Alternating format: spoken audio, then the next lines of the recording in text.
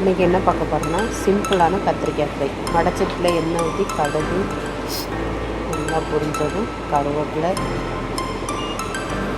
வெங்காயம் போட்டு நல்லா வதக்கிக்கொண்டு நல்லா வதக்கிட்டு கொஞ்சம் மஞ்சப்பொடி லைட்டாக போட்டு நல்லா சுருளாக வதக்கிட்டு ஒரு அரை வேக்காடை வேக வச்ச கத்திரிக்காய் முதல்ல வேக வச்சு வதச்சி எடுத்துக்கணும்.